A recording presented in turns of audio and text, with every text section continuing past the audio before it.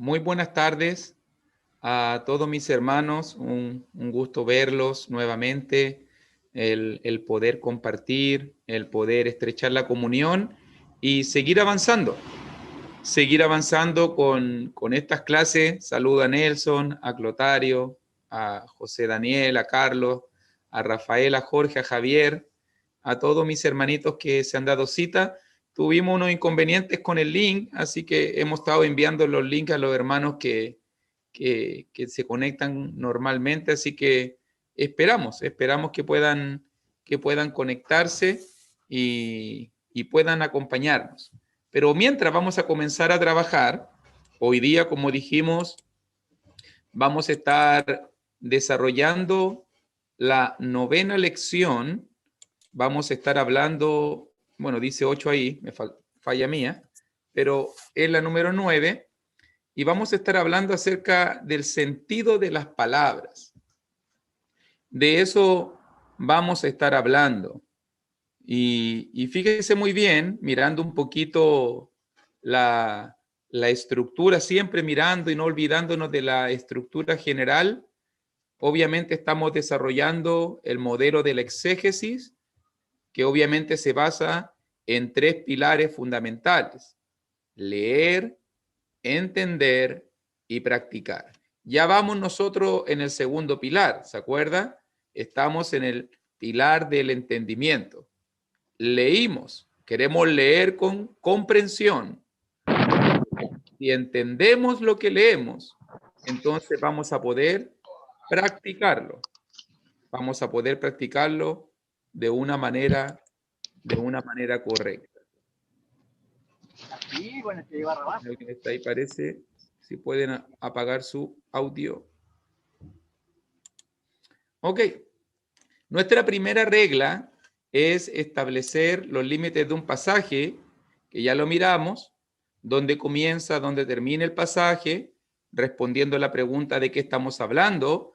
Número dos, establecemos el contexto, lo que rodea el texto. Hacemos observaciones, contamos bien la historia, queremos hacernos la pregunta, ¿por qué lo dice? ¿Por qué dice lo que dice? Y número 3, aquí estamos trabajando ahora, establecer el texto. Miramos lo que dice el pasaje y no lo que no dice.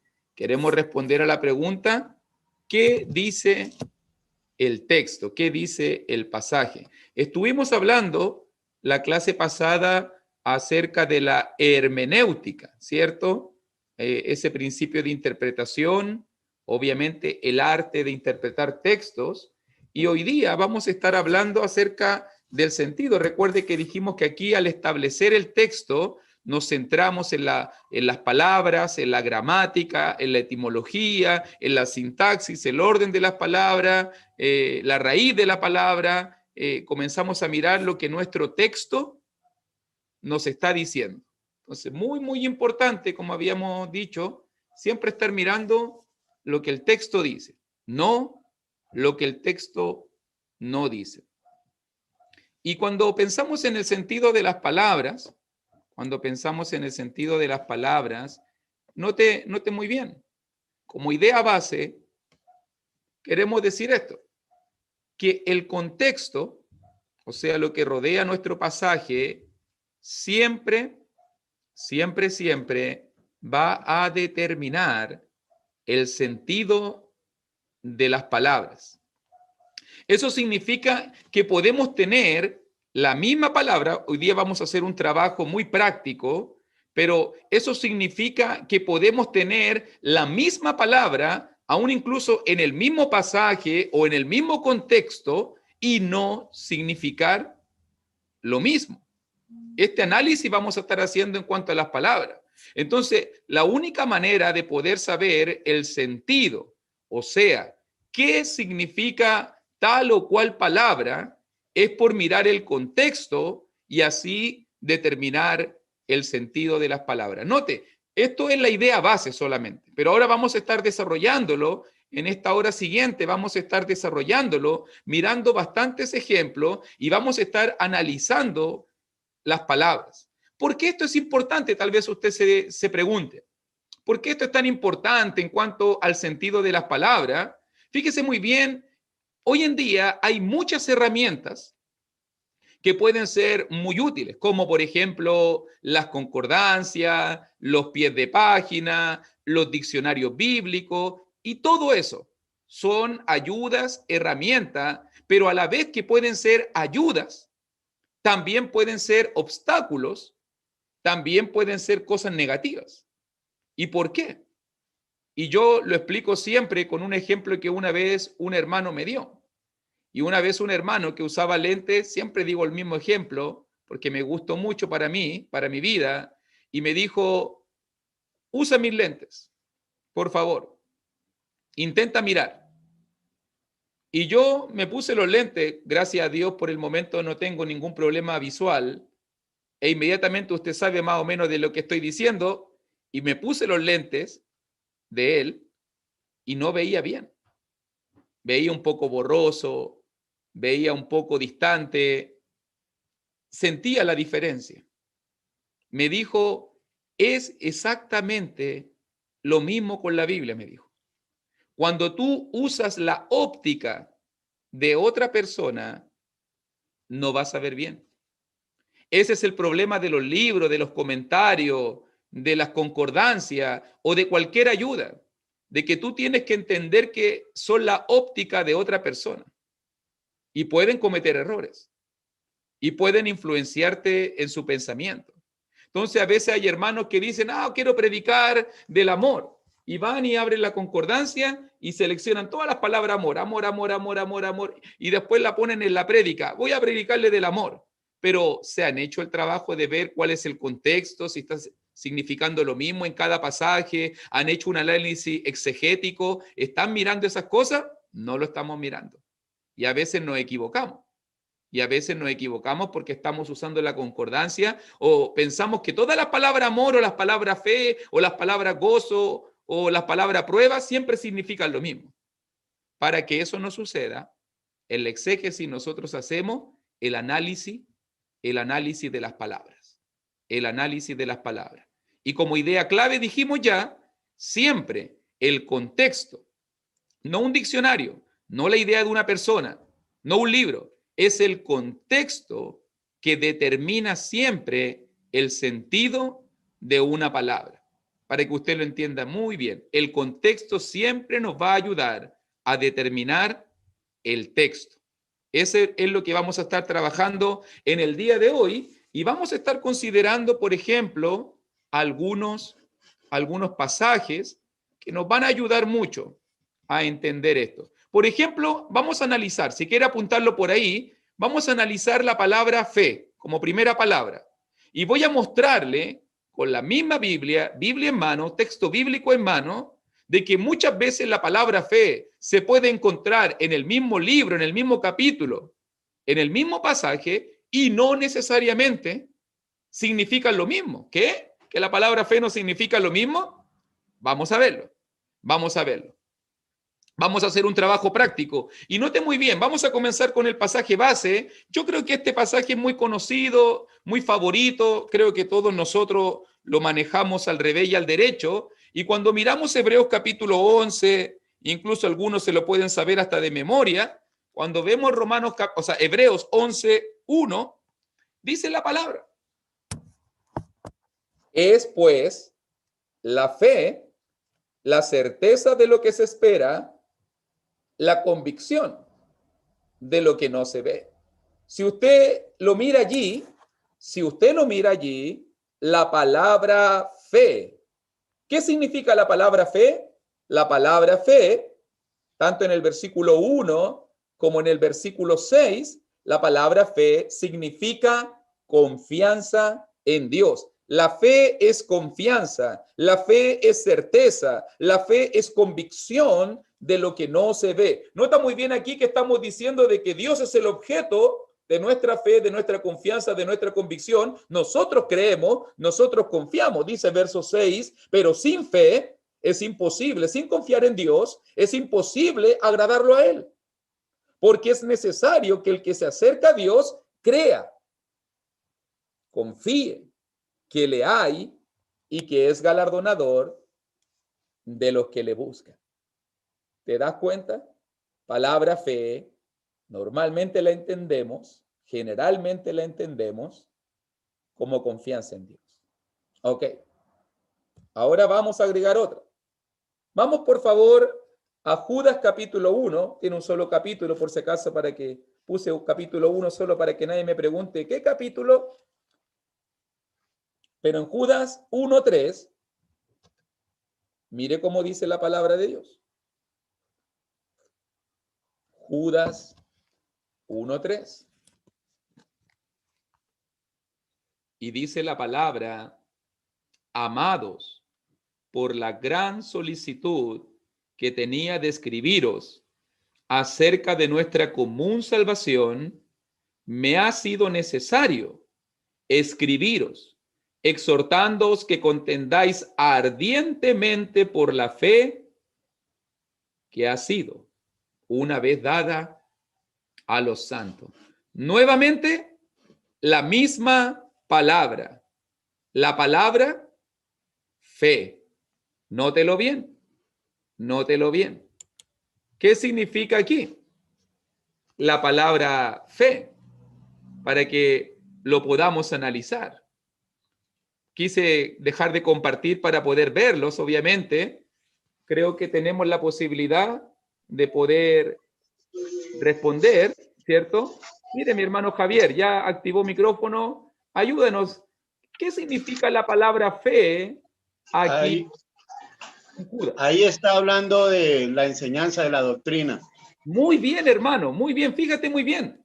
No podemos pensar aquí que está hablando de la convicción en Dios, aunque la fe es convicción, aunque la fe es confianza, pero si miramos muy bien aquí, que contendáis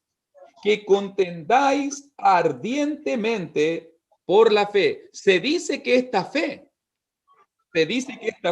fue dada una sola vez a los santos.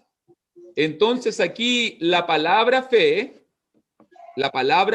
significa doctrina o enseñanza.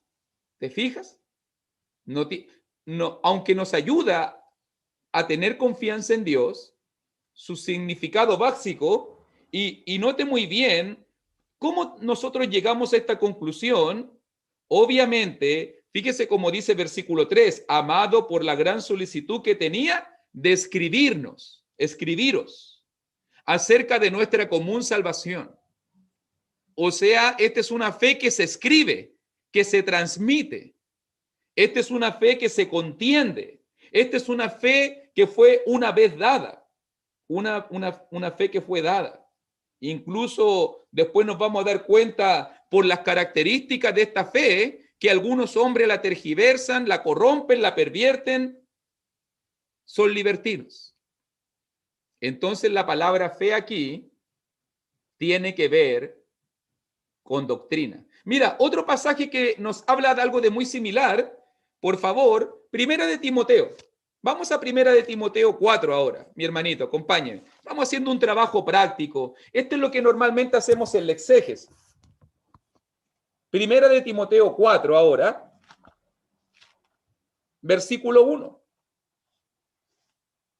Versículo 1. Y nótelo muy bien. A ver quién. Vamos a hacerlo con. Voy a leerlo y después voy a preguntar quién quiere responder. Dice, pero el Espíritu dice claramente que en los postreros tiempos algunos apostatarán de la fe, escuchando espíritus engañadores y a doctrinas de demonio. Nuevamente aparece la palabra fe. Pero note bien aquí, ¿qué significa la palabra fe aquí en Primera de Timoteo, capítulo 4, versículo 1? ¿Algún hermano le gustaría responder o tiene la respuesta? Mi hermano Jorge. Yo entiendo que también, sí, que es la doctrina, porque más adelante incluso la repite, está hablando de los que están escuchando espíritus engañadores y doctrinas de demonios. Por lo tanto, está hablando de la fe como la doctrina verdadera. Amén, mi hermanito. Muy bien, fíjese. Hasta el momento vamos facilito. Eso me gusta a mí. Yo quiero que agarremos ritmo de esa manera. La palabra fe aquí significa doctrina o enseñanza, porque esta es una fe que tú puedes apostatar. La palabra apostatar significa desviarse, desviar, apartarse. Entonces, el Espíritu, claramente, el Espíritu Santo nos advierte que en los últimos tiempos algunos se van a desviar. Algunos se van a desviar de la fe, de la doctrina, de la enseñanza correcta. ¿Cómo se van a desviar? Escuchando. Nota que esta fe se define por lo que escuchas. Esta fe también dice y doctrina, por lo que se cree, y doctrina de demonios. Ahí me doy cuenta que esta fe significa doctrina, porque lo que ellos están escuchando, porque a lo que ellos se les está entregando, son doctrinas de demonios. Vamos bien hasta aquí, ¿cierto?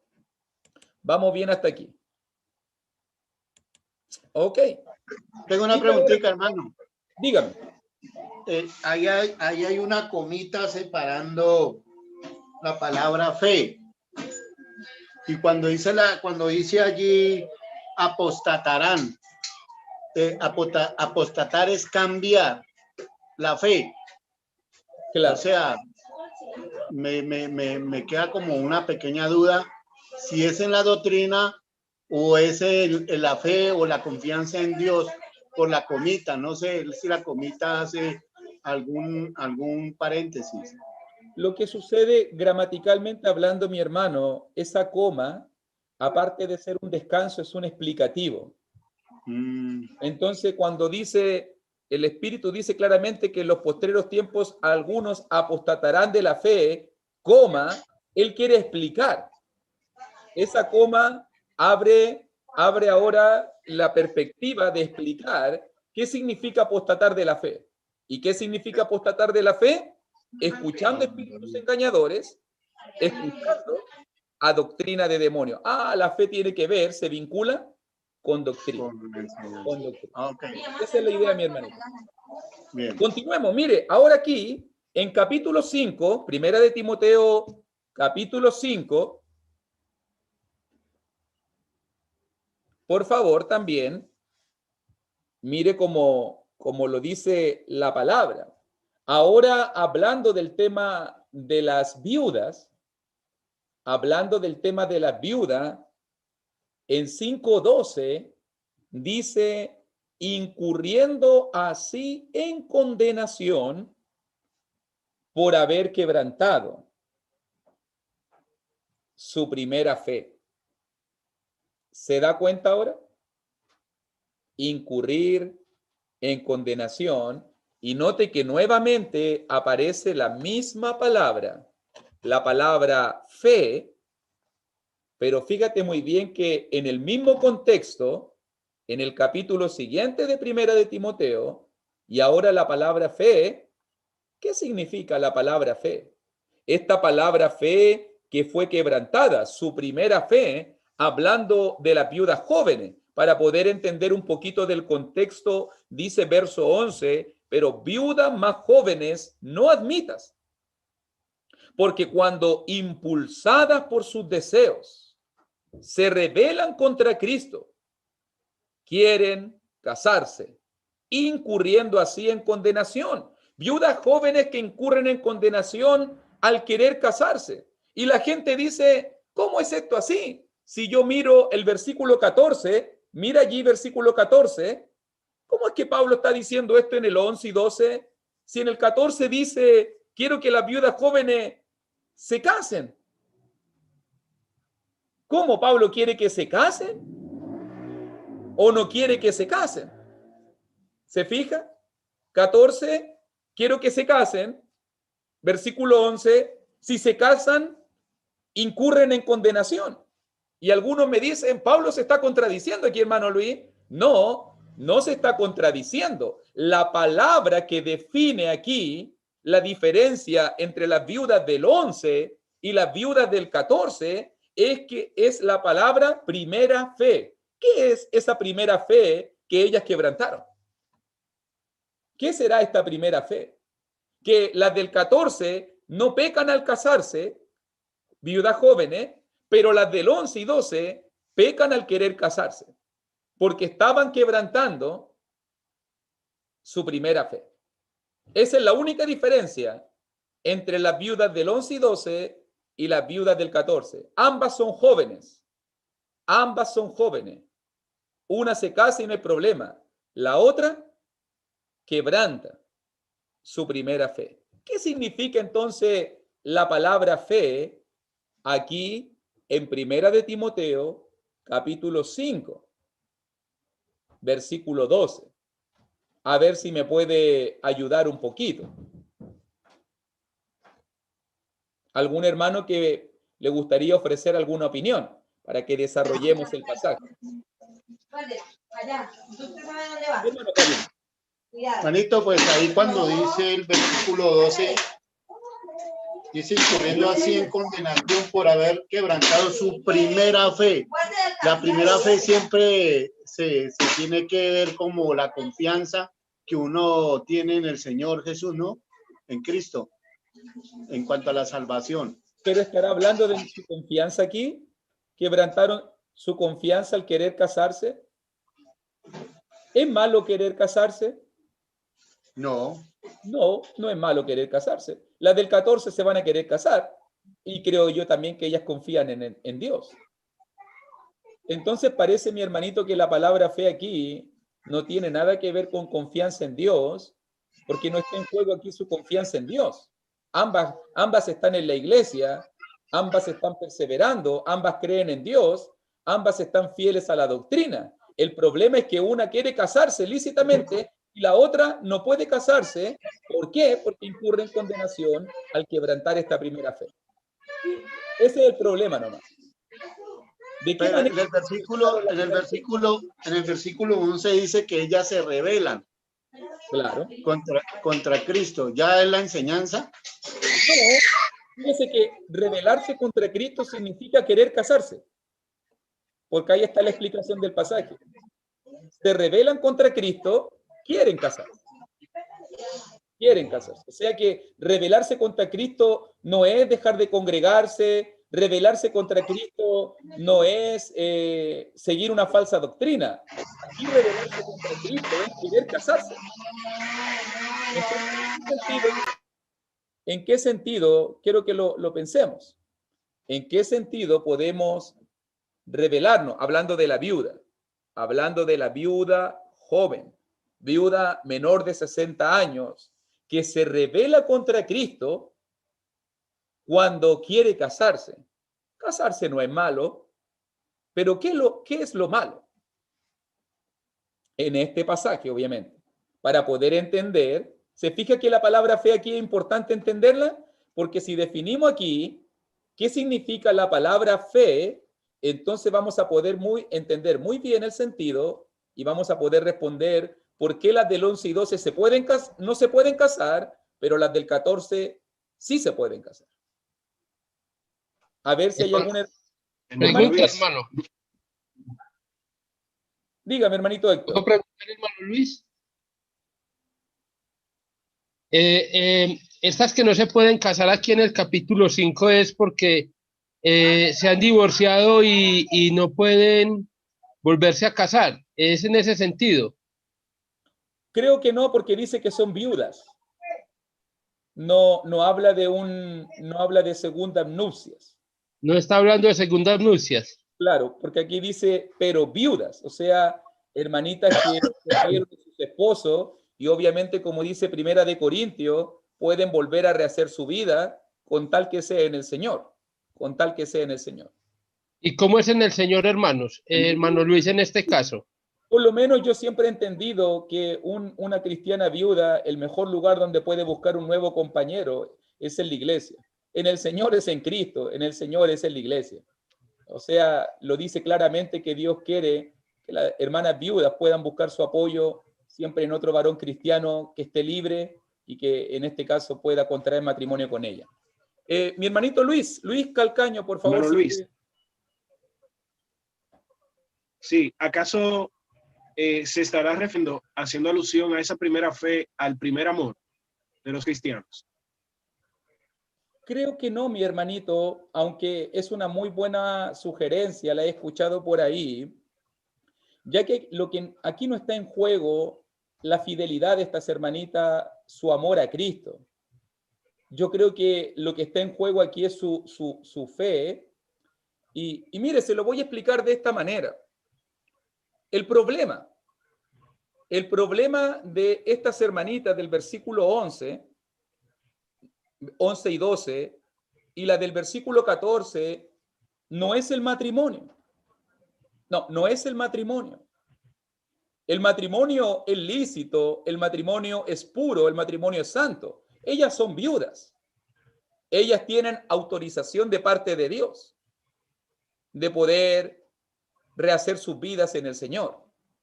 El problema parece, nótelo bien aquí, y hay algunas versiones modernas que traducen en 5:12 la palabra fe, aunque es la misma palabra en griego, pistis, que siempre se utiliza como compromiso, como palabra. O sea que cuando ellas quedaron viudas,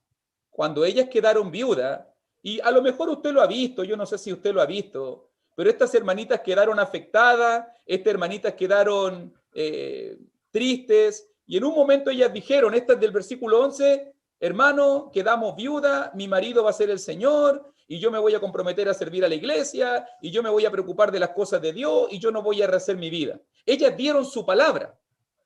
Nota, ellas dieron su palabra, esa fue su primera fe, su primer compromiso.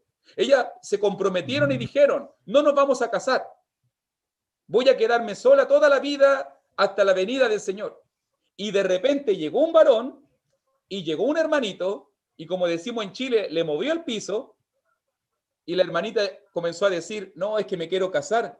Pero hermanita, si no que tú habías dicho que Cristo era tu marido, no que tú habías dicho de que no querías casarte, que querías esperar en Dios.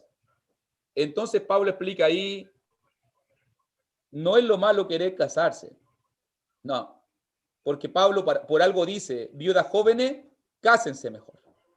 Pero lo malo es dar su palabra, es comprometerse a algo y no cumplirlo, No es el problema del matrimonio, ellas pueden casarse. El problema es que ellas dijeron, no queremos casarnos. Y después conocieron un hombre y ahora sí quieren casarse. Y llegan delante de la iglesia. Hermanito, aquí le voy a presentar mi esposo, me quiero casar con él. ¿Y no usted que había dicho que Cristo era su marido y que quería quedarse solita?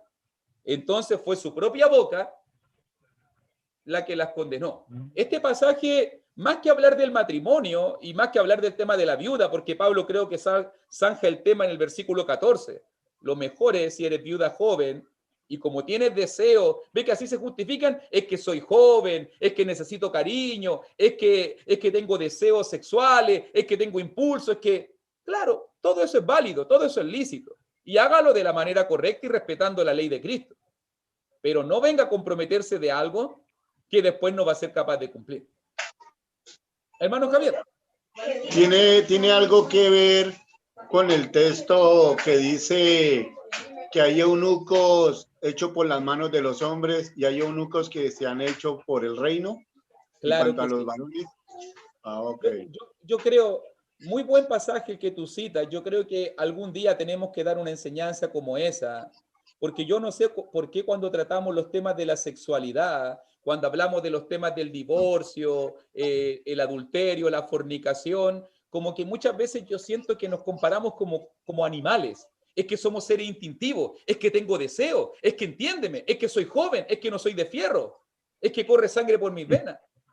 O sea, como que si fuéramos animales, no hay dominio propio, no hay continencia. Jesús lo explicó claramente ahí en Mateo 19. Hay algunos que se hacen eunucos. Y hacerse eunuco significa apartarse de relación sexual. No significa castrarse en este tiempo. No es una práctica cultural ya el hacerse eunuco. El eunuco tiene que ver ahora con la abstinencia, con la contención. ¿Cuántos por el reino de Dios? Hermanito, a lo mejor, y conocemos varios que bromeamos de repente, hermanitos que ya tienen 40 y tantos, 50 años y están solitos. ¿Está malo eso? Si tienen el don de No. continencia, no está mal. No está mal. Y yo no veo que los hermanos se justifican diciendo, es que voy a tener que tener alguna hermana o voy a tener que tener cierta relación sexual porque soy carne. No, ellos se contienen. Ellos están expuestos a las mismas tentaciones que nosotros, pero ellos se contienen. Ese es el sentido de hacerse eunuco, como lo hizo Pablo, como lo hizo Timoteo o muchos hombres de Dios, que por el reino del Señor se abstuvieron de muchas cosas. ¿Por qué? Porque entendían que los tesoros del reino, los placeres y los deleites del reino de Dios que vamos a tener en la eternidad son mucho mayores que los placeres y los deleites que podemos tener en este mundo. En este mundo. Pero sí tiene que ver con eso. Entonces, fíjese, ahora la palabra fe, aquí en Primera de Timoteo, tercer sentido, significa compromiso. Compromiso. ¿Te fijas? A veces significa confianza en Dios, a veces la palabra fe significa doctrina, a veces la palabra fe significa compromiso. ¿Vamos viendo? Hermano Luis. Dígame. No, yo sé que ya quieres pasar al otro punto, pero aquí en lo que se está mencionando, mi hermano hablaba una vez con un seminarista, ya para graduarse acá del seminario, y me dice, es que usted de alguna manera también es una persona que se tiene que abstener a pesar de estar casado, porque usted está supeditado a estar con una sola mujer. Usted no puede estar por ahí esparciendo su semilla libremente o con una o con otra mujer, por el hecho de no ser, en este caso, eunuco o no ejercer el voto que ellos hacen para no casarse. Entonces, es interesante, hermano, algo nuevo que aprendí hoy en cuanto a esto de aquellas hermanas que se habían comprometido a no casarse, a servir a Dios y que después de un tiempo se enamoraron, ya cambiaron de parecer. Claro. Es el sentido de la palabra fe aquí. La única conclusión que podemos sacar, cualquiera sea tu decisión, aunque no seas viudo, el cristiano siempre debe ser de palabra. No vamos a prometer algo que no vamos a estar dispuestos a cumplir. No hagas que tu boca, dice Eclesiastés 5, no hagas que tu boca te haga pecar. Entonces, antes de tomar cualquier voto o compromiso, incluso digo yo con mi mujer, mi esposa, lícitamente, o en cualquier tipo de relación con mis hermanos, el cristiano siempre tiene que ser de palabra. Estas hermanitas fallaron, no por querer casarse, era lícito. Ellas podían casarse. Ellas fallaron porque se comprometieron a hacer algo y no lo cumplieron. Se arrepintieron a mitad de camino. Como muchos hermanos hoy en día, oye, vamos a hacer esto, sí, y después, no, es que me pasó aquí, que me pasó allá, es que la hora, es que esto otro, y al final el único que queda mal es aquel que dio la palabra y no la cumplió. Y no la cumplió. Seamos cristianos de palabra. Es por lo menos lo que me explica. Vamos ahora a Romanos 14. Mire, en Romanos capítulo 14 ahora, nuevamente va a aparecer la palabra fe. Romanos 14, 22 y 23, mi hermano.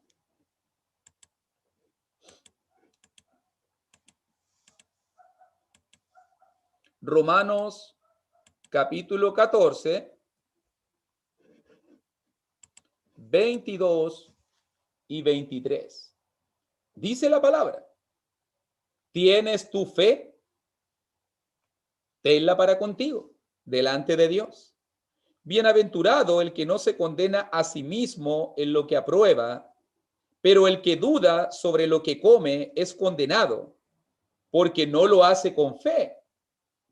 Y todo lo que no proviene de fe es pecado. Nuevamente aparece la palabra fe aquí. Y fíjate bien que ya por el contexto, en Romanos 14:1, dice, recibid al débil en la fe. ¿Qué significa la palabra fe acá? ¿Estará hablando de confianza en Dios aquí? ¿Son débiles su confianza en Dios? Creo que no. No está hablando de confianza en Dios. ¿Estará hablando aquí, tienes tu fe a doctrina? ¿Tienes tu doctrina? Creo que no. ¿Está hablando aquí de compromiso? Creo que no. Fíjese muy bien, está hablando aquí, y esta es una cuarta acepción que encontramos nosotros de la palabra fe en la Biblia. Tienes tu fe, note que hable de una fe personal. Tenla para contigo. Incluso esta fe se define, se describe en el verso 22 como bienaventurado el que no se condena a sí mismo en lo que aprueba. La fe aquí tiene que ver con lo que aprobamos, la fe tiene que ver aquí con una convicción personal, incluso el contraste que se presenta de esta fe, dice verso 23, el que duda. El que duda. Y aquí está hablando no de aspectos doctrinales, no está hablando de doctrina. Está hablando de opiniones, versículo 1 del capítulo 14. Está hablando de opiniones, no de doctrina. De que algunos dicen que se puede comer legumbre, otros no, de que algunos dicen que algunos días son más santos y otros no. O sea que está hablando aquí de cuestiones netamente de opiniones. Pero cuando habla de la opinión, dice, ¿tienes tu fe? ¿Qué significará la palabra fe aquí entonces? ¿Tiene que ver con convicciones? ¿Tiene que ver con cosas que aprueban? ¿Tenla para contigo? ¿Tiene que ver con la duda? Porque no lo hace con fe, y note muy bien el pasaje, y todo lo que no proviene de fe es pecado. Y tenemos que entender muy bien primero qué significa la palabra fe para poder entonces explicar, y todo lo que no proviene de fe es pecado. Ayúdenme si gustan. ¿Cómo podemos definir? Es como seguridad, hermano. Seguridad, ok. Es como, sí. Yo creo que sí, hermano. Es como madurez. Madurez, madurez. Ok. ¿Qué más podemos decir? Confianza, dice el hermano Fabio que está aquí conmigo. Dice que es confianza. Ok. ¿Pero es confianza en Dios o confianza personal? Confianza en lo que aprueba, como confianza personal, en lo que uno mismo hace y que sabe que no está pecando. Amén. Muy bien, fíjese. Mire cómo vamos organizando las ideas. No tiene nada que ver con Dios, no tiene nada que ver con la confianza en mi Dios, mi fe en mi Dios, sino que está hablando acerca de confianzas, convicciones, seguridades personales. Hermano Javier, creo que ibas a decir lo mismo, ¿cierto? Sí, esa palabrita convicción, o sea, ahí prácticamente el texto está hablando del que come, no juzgue al que no come, porque de él es débil. O sea, si yo estoy convencido, si tengo la plena seguridad de que la carne es mala y por eso no la como, yo estoy convencido de eso y como para Dios o no como para Dios. Es la convicción que yo tengo en lo que yo creo. Amén, muy bien. Y fíjese que este es un tema muy importante. Yo creo que la palabra convicción personal es la que mejor describe y define esta fe. Tienes fe, tienes convicción personal, tenla para contigo. Tenla para contigo. Bienaventurado el que no se condena a sí mismo en lo que aprueba, en su convicción personal. Hay cosas, hermano, cuando hablamos del tema de la opinión. Hay cristianos que hoy en día les gusta lo que muchos llaman como los legalistas.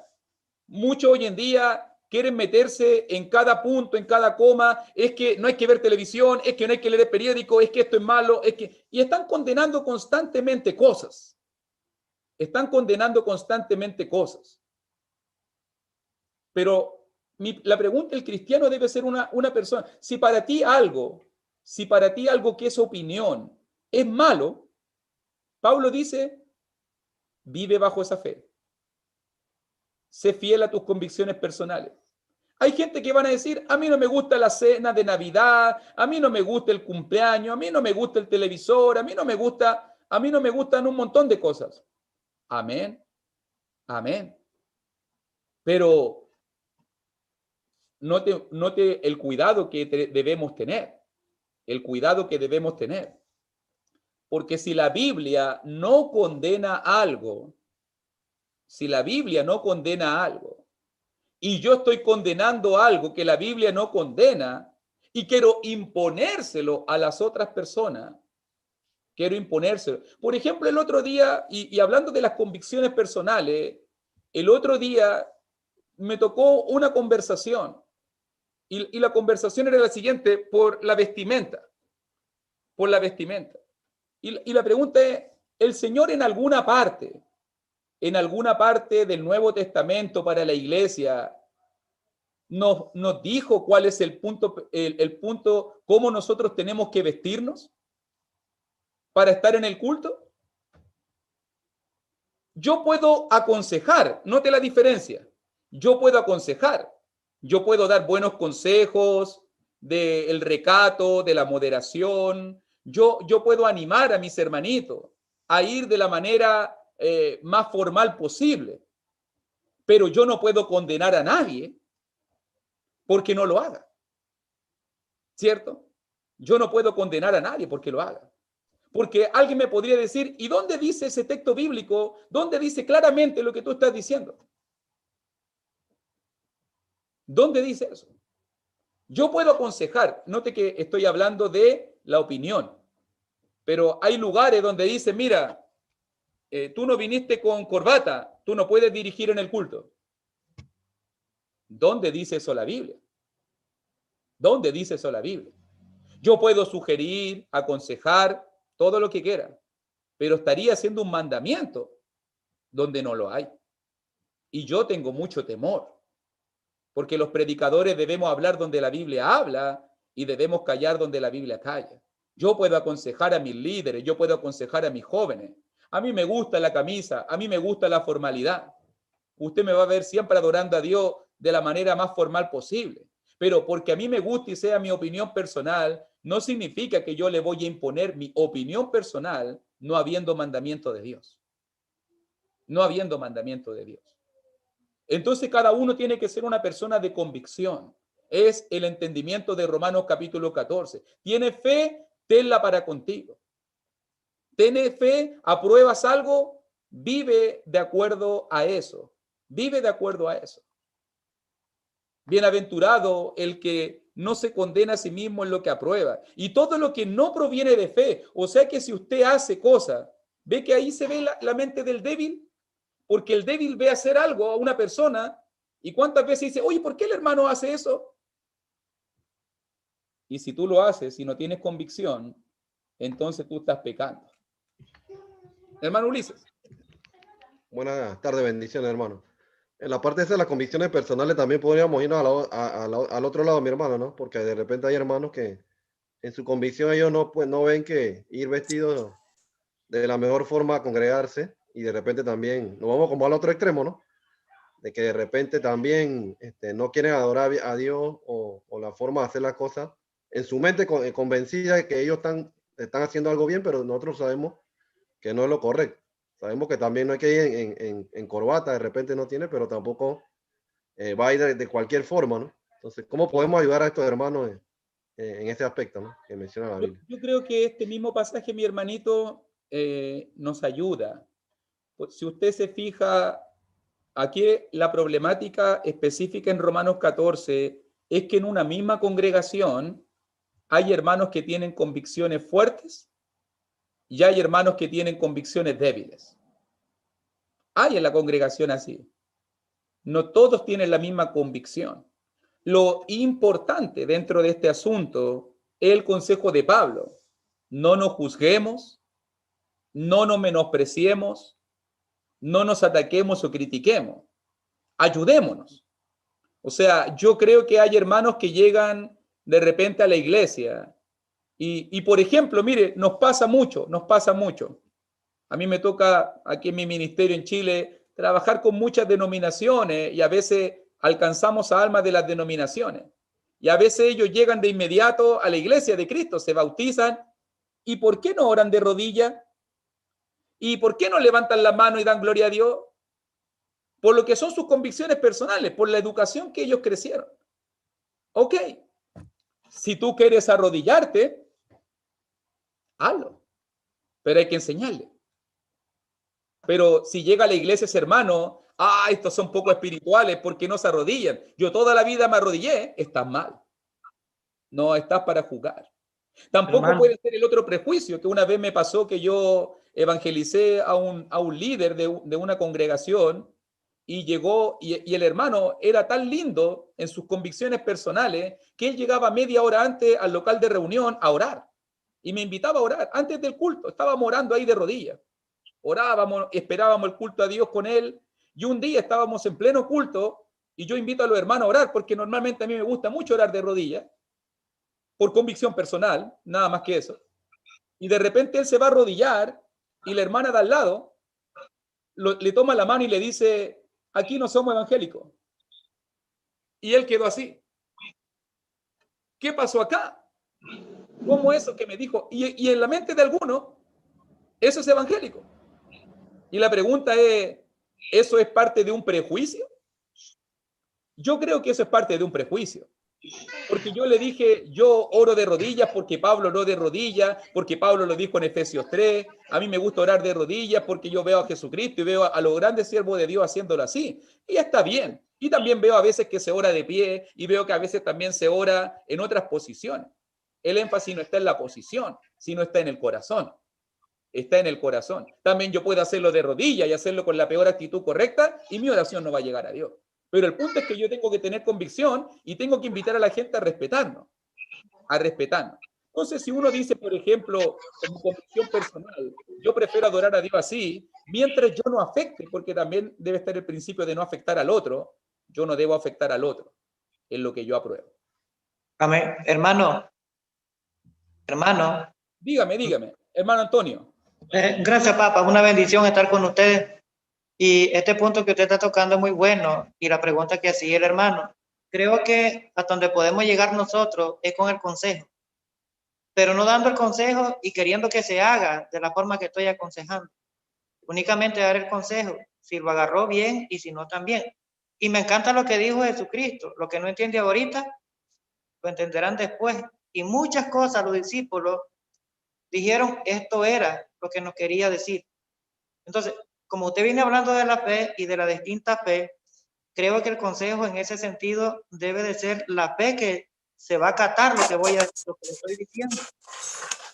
Pero no esperando resultados inmediatos, sino en un futuro. Tengo que tener confianza también en el Espíritu Santo que va a trabajar en él, va a calar en él. De repente va a tener conciencia, ¿verdad? Que de la forma que viene vestido no es la correcta. Pero creo que debemos de tener paciencia, no impacientarnos. Porque si nos impacientamos, vamos a demostrar molestia, querramos o no. No sé si estoy correcto con lo que digo, hermano. Claro. Siempre yo he creído en el camino de la educación.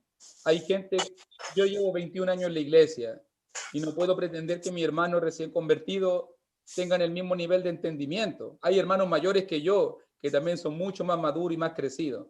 Y yo anhelo en algún momento llegar a tener esa madurez que tienen ellos.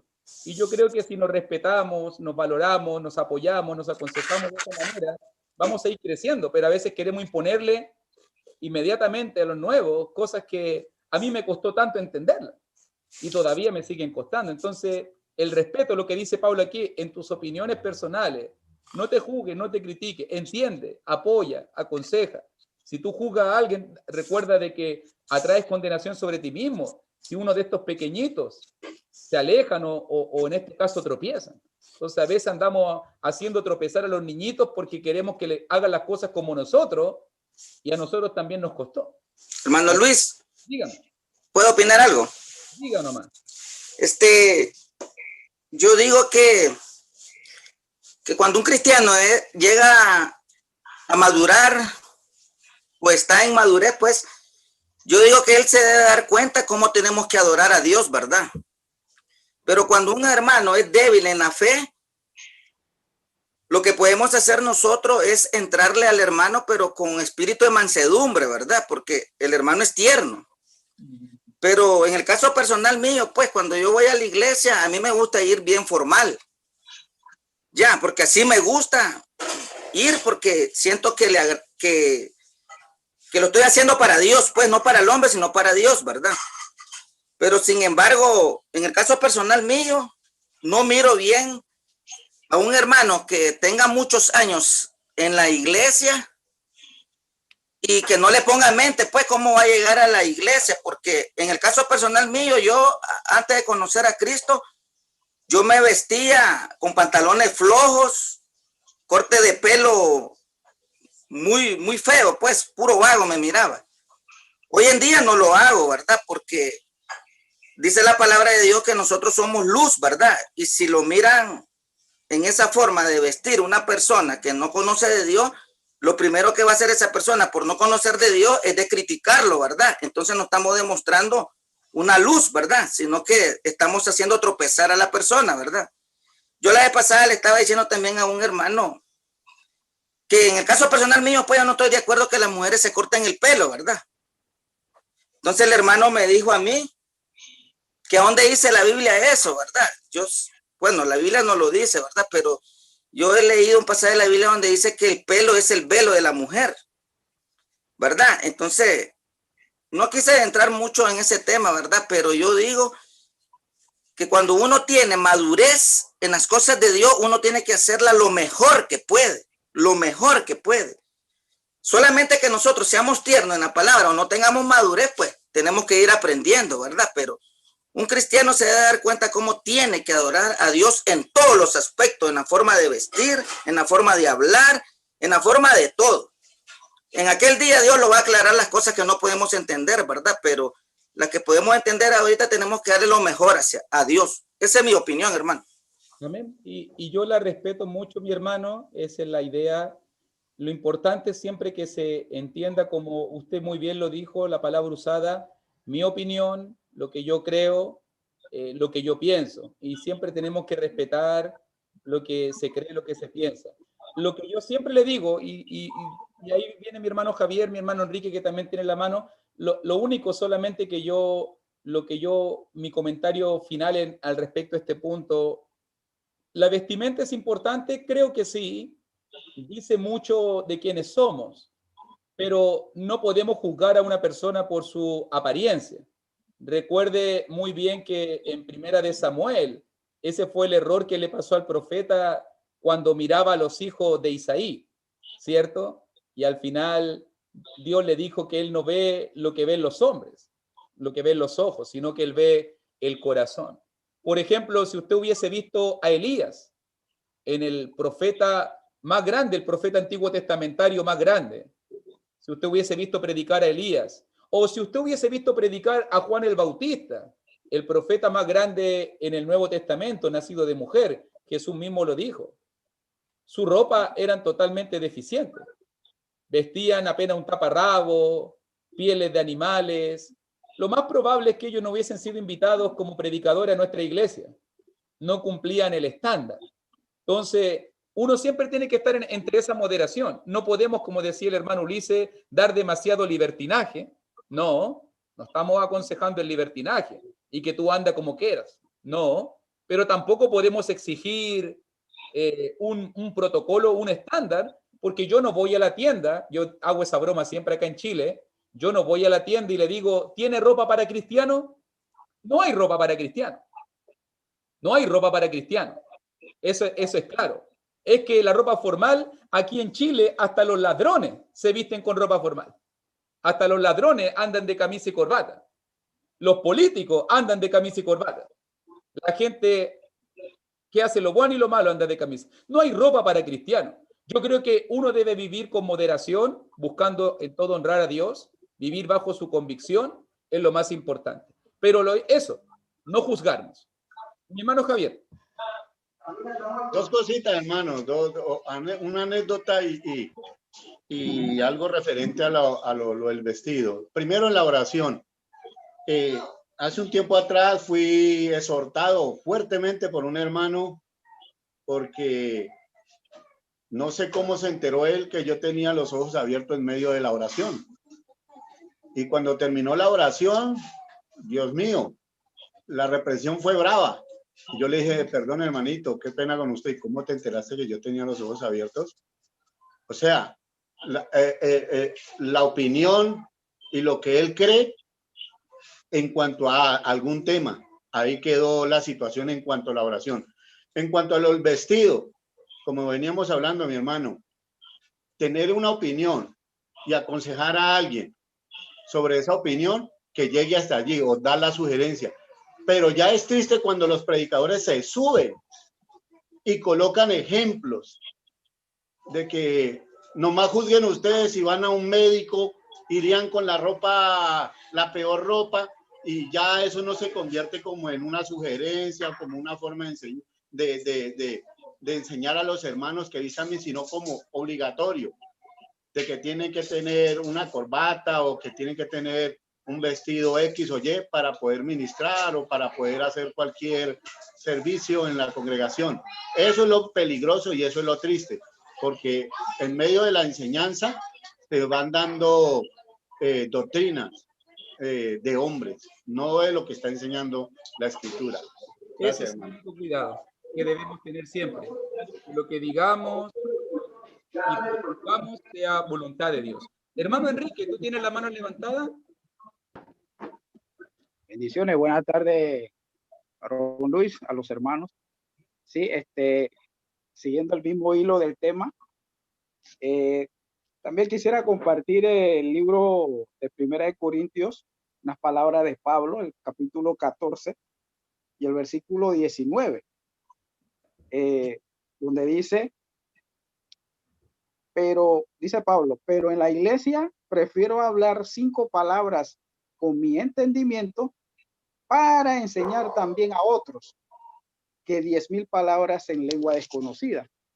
O sea, pienso que también el apóstol Pablo y cada uno de los que enseña también, de acuerdo a lo que se enseña y de acuerdo a lo que se vive, apela al sentido común, el sentido común de la sociedad o de la comunidad en que vive.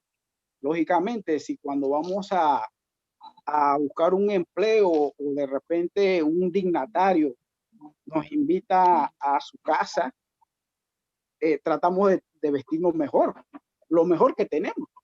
¿Cuánto más entonces a Dios, verdad? Entonces, recuerdo yo una anécdota, hermanos, bueno, más en una especie de diálogo con un hermano, porque aquí en Panamá, en la frontera con Colombia, hay una tribu indígena que todavía, pues, dentro de su comunidad, usan taparrabos los hombres y las mujeres, pues, se cubren lo que es con una tela de la cintura hacia abajo, es decir, lo que es el pecho, están al descubierto.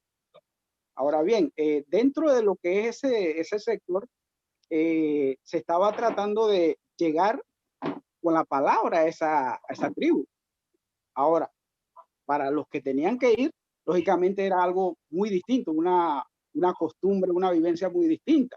Se puede decir como un choque de culturas, porque para el que no es de ahí, el tipo de vestimenta es extraño, es distinto. Igual los que son nativos de ahí, la persona que está ahí de visita es el extraño. Pero el objetivo de aquel hermano era convertir a los hermanos, pero ¿de qué forma entonces hacer ver que siendo enseñados de que debemos cubrir nuestro cuerpo, pero en una costumbre milenaria que toda su vida ellos han aprendido eso? Entonces, pienso que como dice Pablo acá, o sea, el sentido común nos dice que si queremos ganar a la persona y queremos pues enseñarle de que hay que cubrirse, entonces eso va con el tiempo, porque eso pienso yo de que no es algo que uno tiene que imponer de la noche a la mañana. Al igual sucede también que, por ejemplo, hay hermanos que en nuestras comunidades, diría yo que quizás por el factor económico, por el factor de crianza o de cultura, quizás son cosas que para ellos es algo nuevo. Entonces, nosotros tenemos que ser como docentes en este sentido. O sea, es como siempre un hermano cuando da su discurso, él siempre dice, tiene lógica y es verdad. O sea, si para nosotros cuando un presidente nos invita, un legislador, un alcalde, y buscamos lo mejor que tenemos en nuestro vestido, entonces, ¿cuánto más a Dios? Entonces, o sea, no llegar al punto de decirle al hermano y herir sus sentimientos, porque hay formas de decir que lo que se está haciendo, se pide, es para que podamos agradarle a Dios, y asimismo también el objetivo es el de atraer almas a Cristo, que es el objetivo principal. Es mi aportación, hermano. Bendición. Amén. Hermano Ulises, ¿tienes tu mano también? Amén, amén, hermano. Sí, algo que me sucedió hace años cuando fui a una campaña aquí en Panamá en un área de difícil acceso. El hermano me invitó, pero yo no conocía. Yo fui con mi camisa manga larga, yo fui con mi corbata, pero cuando yo veo que empieza a llegar la gente sin zapatos, con suéter, y yo me sentí como lo peor de este mundo, ¿no? Como que no estaba ubicado en el lugar correcto. O sea que eso, o sea, tiene que ver mucho también con el área, ¿no? Porque estaba en un lugar así, o sea, que yo hacía con una corbata donde había personas que ni siquiera tenían zapatos. Entonces eso fue como algo que yo quedé como impactado, en verdad. Me sentí mal en esa ocasión porque yo quería vestirme muy bien, ¿no? Era una campaña, pero no sabía a dónde yo iba. El hermano no me había explicado. Yo pensaba que, como yo soy acá de la ciudad, pensaba que en esa área era igual, ¿no? Pero me llamó la atención ahora con respecto al tema que usted menciona, y hay como que saber también el lugar, ¿no? Depende de dónde uno está, porque si no, uno queda como mal ubicado también. Quedé como mal en ese momento, me sentí muy mal, en verdad. Claro. A mí me pasó por mucho tiempo. Ustedes saben que mi país es muy largo, y por los viajes evangelísticos a veces yo soy del norte, del extremo norte, mucho calor, zona desértica y seca.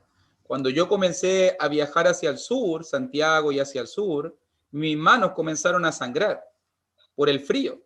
Imagínense, más al sur, mis manos se rompían mis oídos porque mi cuerpo estaba aclimatado, y yo comencé a usar guantes. Pero como usaba guantes al predicar, me costaba mover las hojas de la Biblia. Entonces tuve que cortarlo. Tuve que cortar los dedos, y ya algunos dijeron, ¿qué pasa con este predicador? Se cree motorista, se cree... Y me juzgaron por lo que... Hermanos, después me dijeron, yo cuando te vi pasar al púlpito con esos guantes rajados los dedos, dije, ¿qué se cree este? Y yo le dije, si tú me hubieses mirado las manos, te hubieses dado cuenta que estaban sangrando. Pero era por el frío. Yo no lo decía porque prefería hacerlo así. Era la única manera de mantener mis manos calientes. Y ahora ya estoy aclimatado, mire, ya no hay problema. Llevo 8 años viviendo en el sur. Pero para una persona que era del norte, me imagino un hermano que viniera del trópico, mi hermano Wilson, cuando llegó, que es colombiano, cuando llegó acá al sur, acá usan panty, los que le llaman como un calzoncillo largo. A veces se tenía que poner 2 o 3 de pantalón, abajo del pantalón, porque hace mucho frío, la verdad es mucho frío. Pero, ¿cómo te juzgan? ¿Cómo te juzgan por algo que te ven? Y yo le decía, hermanito, discúlpeme, no es porque yo quiero usar esos guantes, es solo porque me duelen mucho mis manos y quiero cambiar la hoja de la Biblia, tuve que cortarlo. Hermano, una pregunta. Aquí estamos para aprender, ¿verdad? Si un hermano es nuevo en la congregación, ¿verdad? Y llega vestido como a él le place, pues. Como a él le gusta. En short, como él quiere, pues. Todo así, pues. Pero si este hermano pasa 1 año, 2 años, 3 años, llega a los 30 años y sigue vistiéndose lo mismo como a él le gusta, y que él diga no es malo, y aunque lo pongan a predicar y todo, y predique en short y todo eso, hasta en algo de que se mire, pues, que no sea decente, pues, como en las empresas, pues, que uno tiene que dar bien arreglado cuando va a buscar trabajo, si no, no lo acepta. ¿Es malo eso o tiene que madurar porque un versículo de la palabra de Dios lo dice, o es aceptable ante Dios que todo el tiempo tenga esa costumbre? Aunque tenga 30, 35 años, y yo miro que sí, no dar una madurez, pues, que siempre es lo mismo. Bueno, si puedo ofrecer una respuesta, mi hermano. Primero, quiero partir de un extremo hacia el otro. Hace muchos años atrás, cuando trabajaba en Santiago, me tocó trabajar con un joven que él era de una secta satánica. Él era de una secta satánica. Bueno, yo antes también practiqué alguna de esas cosas cuando estaba en el ateísmo y en otras cosas en el norte de mi país. Y él se identificó mucho conmigo. Pero él, cuando salía, él se hacía las marcas de la calavera de la muerte. Él se hacía marcas acá, se hacía marcas por toda la cara, como asemejaba una calavera. Él usaba una como cadena, porque él participaba en las protestas, en todas estas cosas, se ponía fierro en el pelo, en los puños, cadenas, y se vestía con pura ropa negra, con logos satánicos y cosas así. Y la mamá, yo un día, la mamá le pegó a la mamá, a la abuela, un hombre atormentado completamente por el diablo. Y me dijeron, ayúdelo. Y yo le empecé a pedir que me acompañara. Pero él iba vestido tal cual como se vestía a la iglesia. Y yo tenía que predicar en varias ciudades y me acompañaba. Toda la gente lo miraba en el bus, en el micro.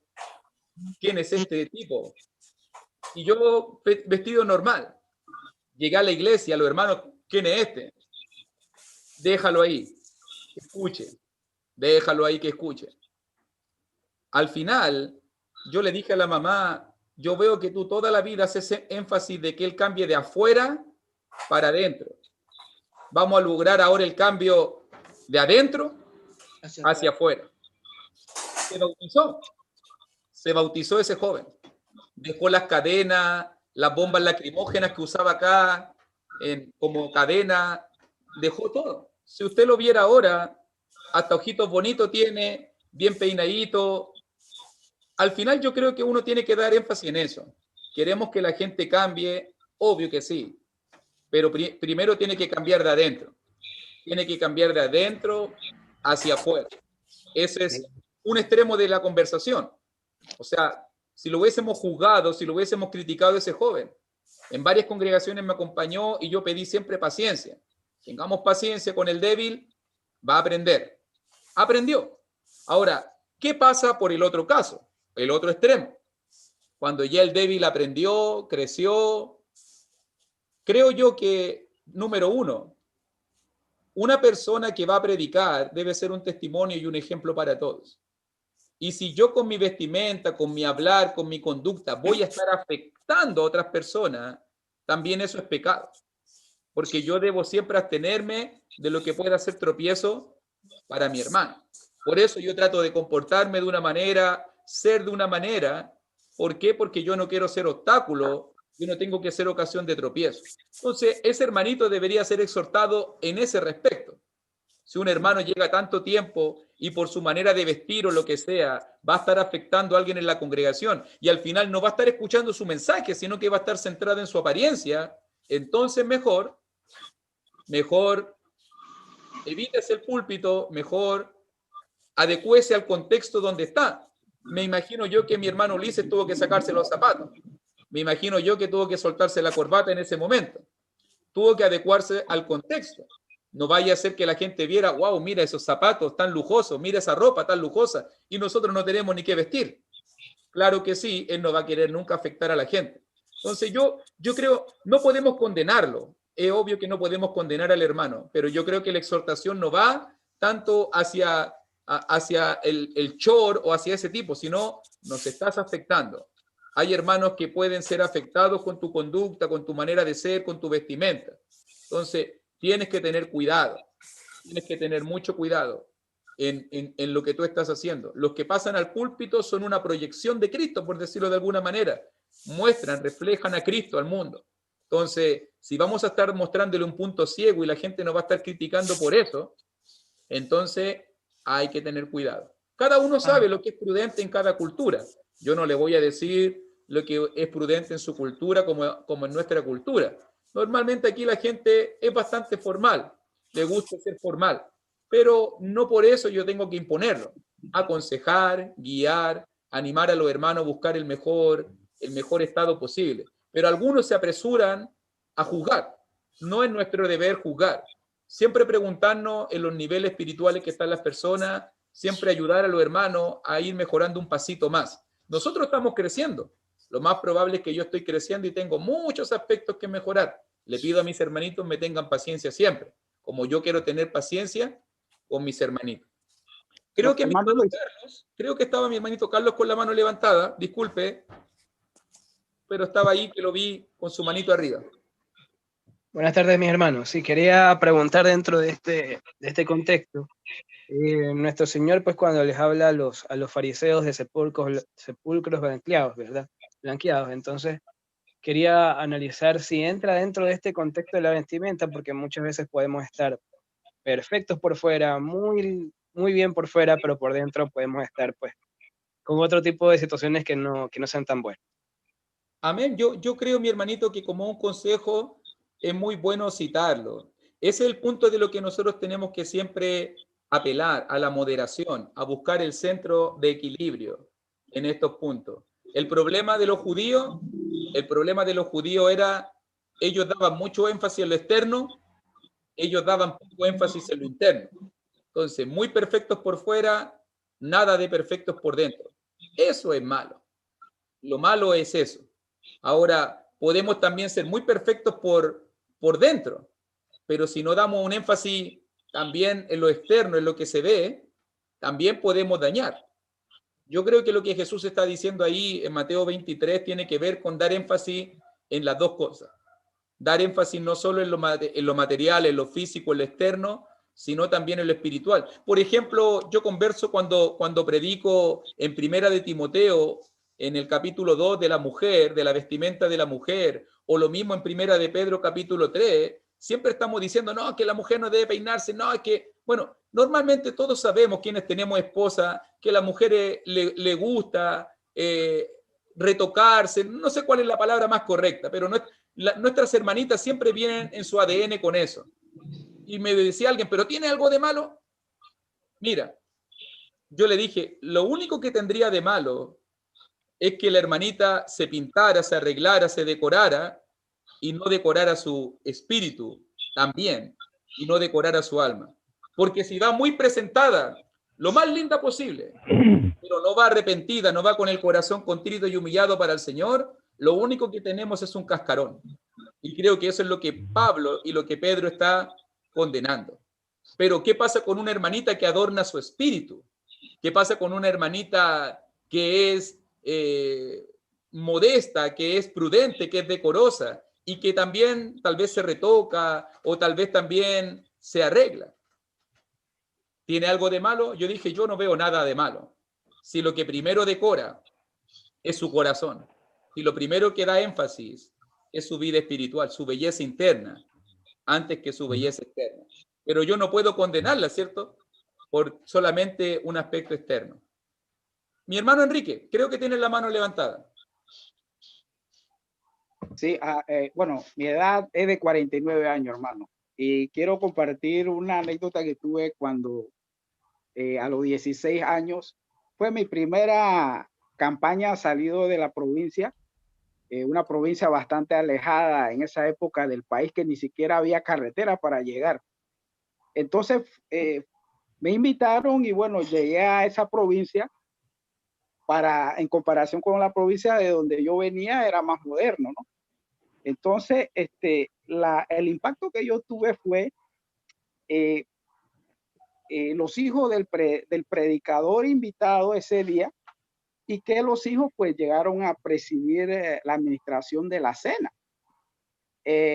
O sea, mi impacto fue por el hecho de cómo andaban vestidos.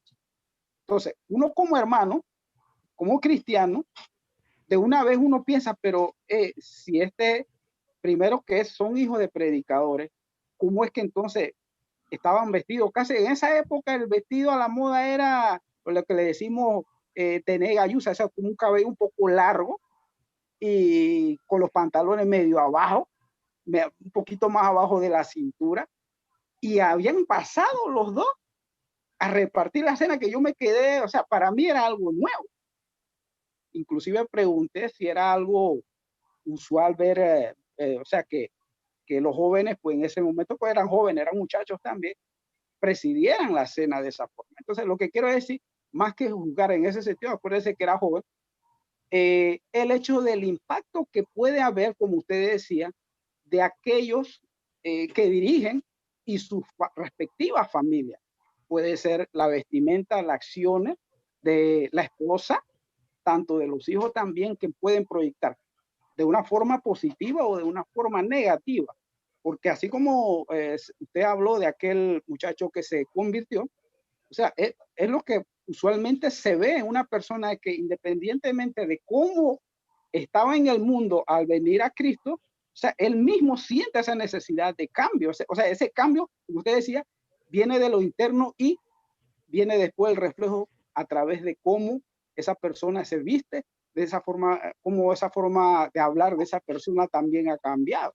Entonces, o sea, siempre hay que ver la parte, pienso yo, de ver en qué se falla en ese sentido si no hay ese resultado que se espera. Pero sí pienso de que es un trabajo colectivo de toda una iglesia si queremos realmente ver que aquella persona que conoció a Dios y tuvo una forma de vida muy distinta, muy particular, entonces cuando llega a los pies de Cristo, pues debe, a través de su transformación espiritual, el reflejo de su forma, de su estilo de vida, su forma de vida, llega a redundar en su cambio. Y es lo que vemos en la vida de la iglesia del primer siglo, inclusive en el ministerio de Jesús, cuando ve que aquel Zaqueo, que inclusive era un hombre muy reconocido por ser muy audaz, ¿no? Pero él, cuando ve a Cristo, él dice, bueno, yo voy a cambiar. O sea, de él nació eso. Entonces, o sea, es algo que pienso yo de que cuando es una transformación real en nuestro ser, eso es lo que hace que también nos mueve a hacer ese cambio. Así que influye mucho, pienso, hermano, de aquellos que enseñamos, de aquellos que también tienen tanto tiempo en la iglesia y que por ende, pues nosotros somos el reflejo. Aunque a veces pensamos, no, que el predicador es él y su familia es el reflejo de todos. No, todos en esa congregación, el tiempo que llevan, independientemente si dirigen o no, somos el reflejo de aquella iglesia del Señor en esa comunidad. Gracias, hermano. Amén. Si usted se fija muy bien, mis queridos hermanos, como ya podemos, si ustedes gustan, en otra oportunidad poder abordar de mejor manera Romanos 14, creo que siempre hace falta un buen estudio de Romanos 14, la doctrina versus la opinión. Creo que engloba muy bien el punto de lo que estamos diciendo aquí en la palabra fe. Todos tenemos convicciones personales, todos tenemos ideas muy claras y establecidas. Sea un hombre de fe, es lo importante. Respetemos, comprendamos a los débiles, obviamente. Los que son más fuertes, animen, apoyen, ayuden a los débiles a poder ser más fuertes. No los pisoteemos, es lo importante. No los juzguemos, no los condenemos. Lo importante, recuerde que ahí dice en el mismo Romanos capítulo 14, ¿quién eres tú que juzgas a un criado ajeno? Siempre tenemos que entender que somos siervos de Cristo, que cada uno está en su proceso, en su tiempo, cada uno está en un distinto nivel, y aunque puedan haber cristianos que tengan el mismo tiempo, no todos crecemos de la misma manera. Tenemos que animarnos. ¿Por qué le digo yo? Mi único cuidado y mi recato en estos temas es porque si yo analizo nosotros, nuestra gente, donde más tiene filtración en la iglesia de Cristo, no es tanto en los temas doctrinales, ya que el cristiano normalmente es bien educadito en la iglesia de Cristo, es bien formado, es bien cimentado, sabe muy bien la doctrina de Cristo. Quien se bautiza y quien se agrega a la iglesia sabe muy bien. Normalmente en nuestras filas mucha gente deserta es por temas de opinión, es por cuestiones de opinión. Entonces, es ahí donde tenemos que poner cuidado para no condenar, porque muchas veces la gente buscó aceptación, buscó un cambio, buscó un apoyo, buscó, en este caso, una manera donde identificarse, y lo único que encontró en la iglesia fue crítica, fue señalamiento, fue apuntando con el dedo, y mucha gente se desanimó. Entonces, al final, el cuidado mío, al querer imponer mis opiniones personales, No vaya a ser que vaya a estar pecando contra Cristo. Y al final voy a tener que tomar la piedra de molino, colgármela al cuello y tirarme al mar, como dice Jesús. Porque si hago caer, hago tropezar a algunos de los pequeñitos, por mi falta de prudencia, por mi falta de madurez, entonces uno tiene que tener mucho cuidado. Hay que comprendernos siempre, es lo importante.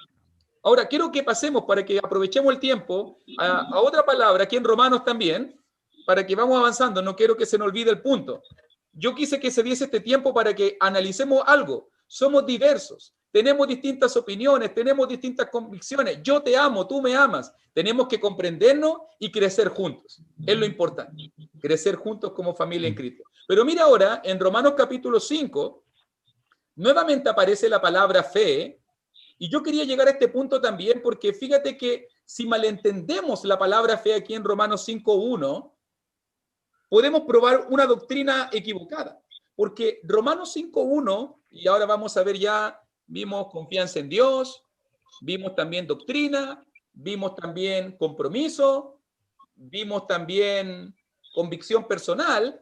Fíjese que ahora hay una quinta acepción, porque ahora la palabra fe aquí dice justificados, pues por la fe tenemos paz para con Dios. E inmediatamente los pentecostales, denominacionales, leen este pasaje y dicen, ¿viste? Si no es necesario el bautismo, basta con la fe y es suficiente y tenemos paz para con Dios y tenemos entrada por esta fe a la gracia, ¿viste? Si la fe es suficiente. Entonces la pregunta correcta, ¿qué significa la palabra fe aquí en Romanos 5:1? Porque dice que somos justificados, declarados justos por la fe. Y a través de esa fe tenemos paz para con Dios. ¿Qué es la fe? Bueno, para poder dilucidar qué es la fe aquí en Romanos capítulo 5, tenemos que preguntarle al autor. ¿Quién mejor que Pablo nos puede decir a qué se refiere cuando está hablando de la fe? Y para poder mirar en el libro de Romanos qué significa la fe, por ejemplo, mire en capítulo 1. Por favor, mi hermanito. Romanos 1:5. Romanos 1:5. Vamos a preguntarle a Pablo, ¿qué significa la fe para entender de qué manera somos justificados por la fe? ¿Es solo fe, convicción en Dios personal? ¿Es confianza en Dios? Dice Romanos 1:5, y por quien recibimos la gracia y el apostolado para la obediencia a la fe en todas las naciones por amor de su nombre. Y mire también en Romanos, también en el mismo libro, pero en el capítulo 16, al final del libro, Romanos también 16, y en el versículo 26, casi el último versículo de la carta, Romanos 16:26, también dice, pero que ha sido manifestado ahora y que por las escrituras de los profetas, según el mandamiento del Dios eterno, se ha dado a conocer a todas las gentes para que obedezcan a la fe. En la mente de Pablo, en el libro de Romanos, la fe es algo que se obedece. La fe es algo que se obedece. No es solamente convicciones personales en la mente. No es solamente una convicción en el corazón. No está hablando solamente de creencias subjetivas, sino que está hablando de obediencia. Ahora me calza mejor Romanos 5. Claro. Justificados por esta fe obediente. Esta fe que obedece. ¿Cómo se obedece esta fe? El capítulo 6 nos va a decir. Por el bautismo. Recuerde que, o no sabéis que todos los que hemos sido bautizados en Cristo Jesús, claro, ahora entiendo a Pablo. La palabra fe, en el contexto de Romanos capítulo 5, en la carta de Pablo en Romanos, tiene que ver con obediencia. Obediencia. Si tú dices que crees algo, si tú dices de que tienes convicciones claras, tú tienes que estar dispuesto a obedecer, a aplicarlo en tu vida, a practicarlo. No es solamente creer y aceptar a Cristo, no, tiene que ver con obedecerlo. ¿Y cómo se obedece a Cristo? A través del Evangelio, a través del bautismo bíblico. Ok. Entonces, fe en Romanos 5, obediencia. Obediencia. Justificados, pues, por la fe obediente, tenemos paz para con Dios. Claro, en la obediencia hay ganancia. Fíjese, 5 significados ya. Confianza en Dios, doctrina, compromiso, convicción personal, obediencia. Obediencia. E incluso, nótelo bien, para que ya vamos finalizando, voy a mostrarle un sexto sentido. Gálatas capítulo 5, por favor. ¿Qué significa la palabra fe? Y así hacemos este trabajo con todas las palabras.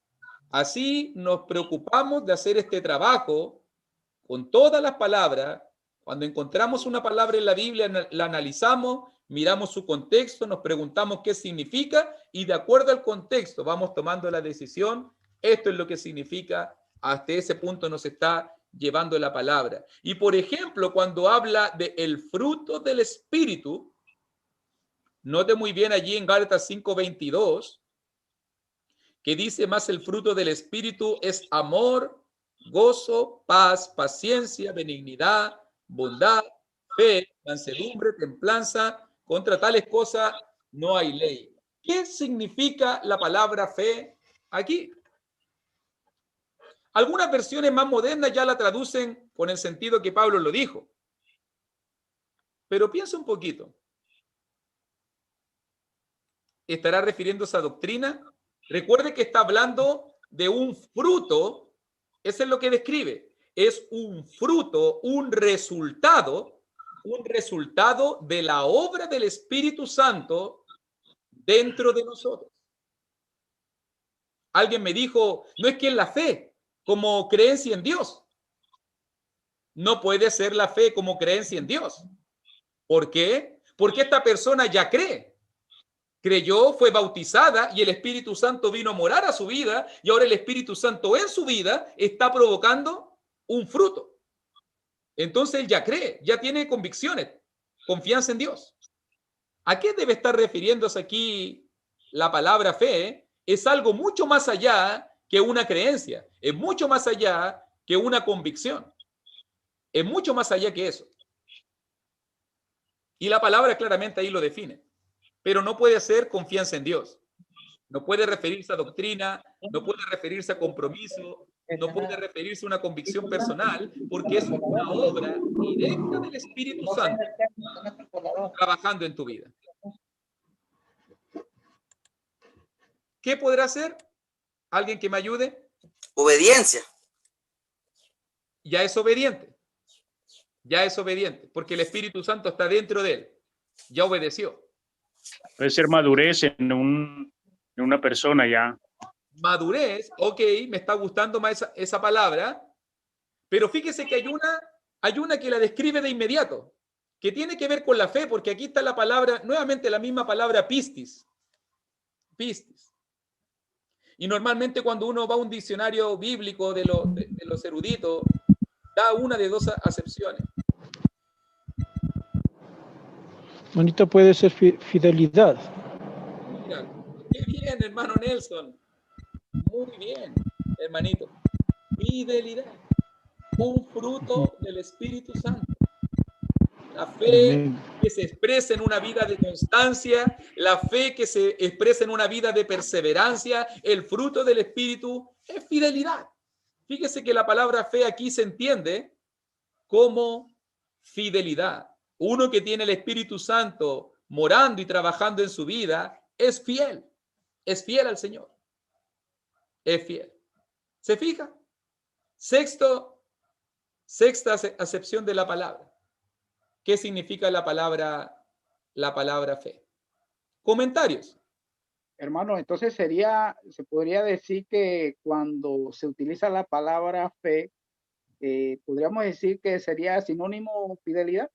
Claro, son 6 acepciones diferentes. Entonces, el cuidado que usted tiene que tener, como yo tengo que tenerlo, mi hermanito, cuando analizo la Biblia y leo las palabras, estamos estableciendo el texto, tengo que siempre preocuparme en qué sentido utiliza la palabra el autor, mirar el contexto, hacerme las preguntas debidas. No vaya a ser que esté torciendo el contexto o esté haciendo ver que la palabra diga algo que no lo está diciendo. Entonces, ese es el cuidado solamente, de que si usted ve la misma palabra, pero dependiendo del contexto, vamos a entender el sentido en cual el autor la utiliza. Por ejemplo, compromiso, cuando vimos la palabra que ellas empeñaron las viudas, o convicción personal, tenía que ver con algo más interno, más que doctrinal, o la doctrina misma. Entonces, un buen estudiante de la Biblia siempre mira cada pasaje, mira cada contexto y va tomando la decisión correcta.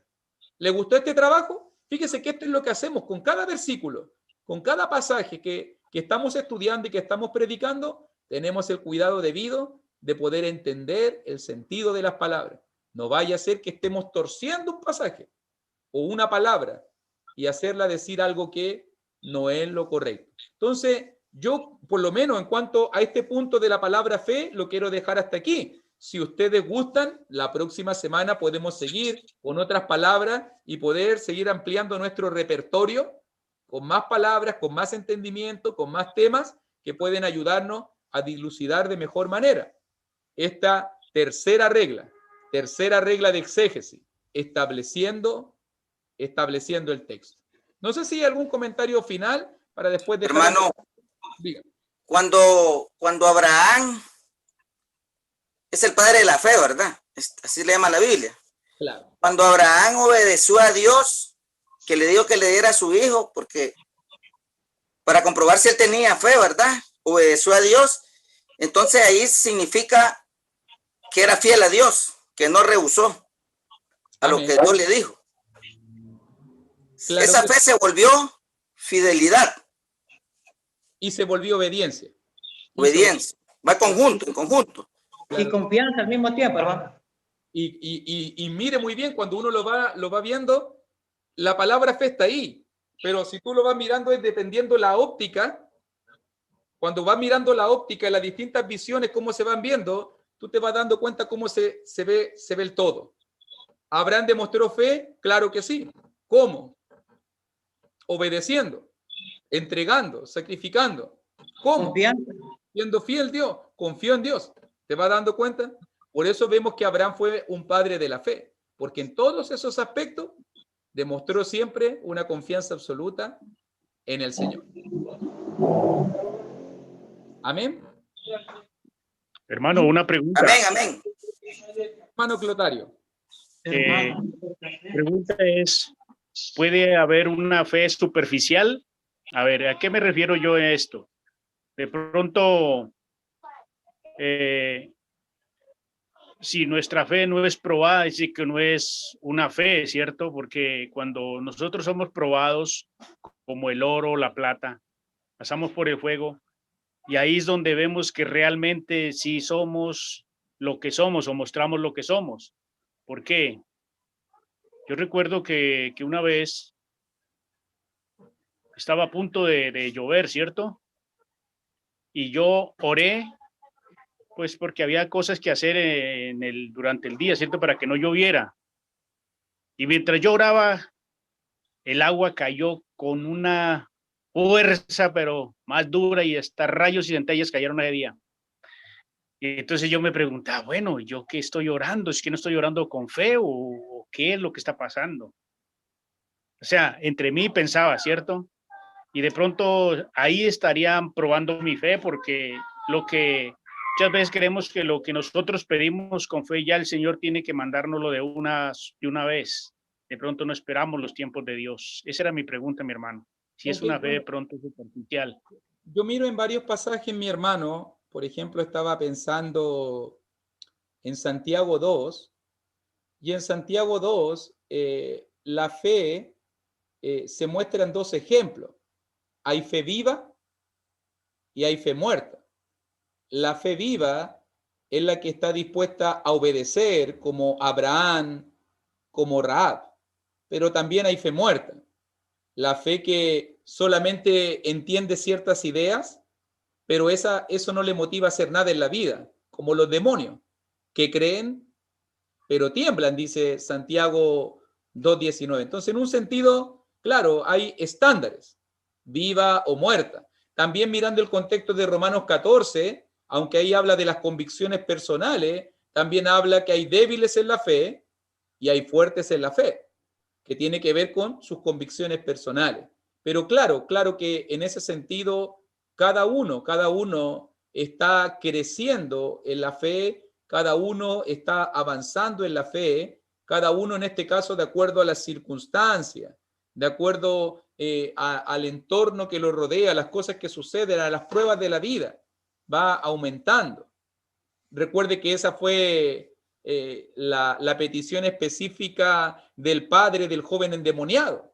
Creo, pero ayuda a mi incredulidad. Aumentanos la fe, Señor. Entonces, creo que es algo que tenemos que desarrollar. ¿Cómo puede, por lo menos una pregunta que he presentado en otra lección, cómo puede crecer nuestra fe? Por Romanos 10:17, por el oír, y el oír la palabra. ¿Cómo puede crecer la fe? Por la oración. Marcos capítulo 9, en la historia del joven. Pero también por el ayuno. También por el ayuno. Cosas como puede crecer la fe. Entonces puede ser que algunos estén más débiles en esos aspectos y le haga falta más ayuno, le haga falta más la palabra, le haga falta más oración. ¿Cómo yo aumento mi fe? Dedicándome a estas prácticas espirituales. Por lo menos yo veo esas tres cosas. Sé que hay más, pero que nos ayudan a poder aumentar la fe. Pero veo contextos específicos, ahí en la historia del joven endemoniado o en Romanos 10,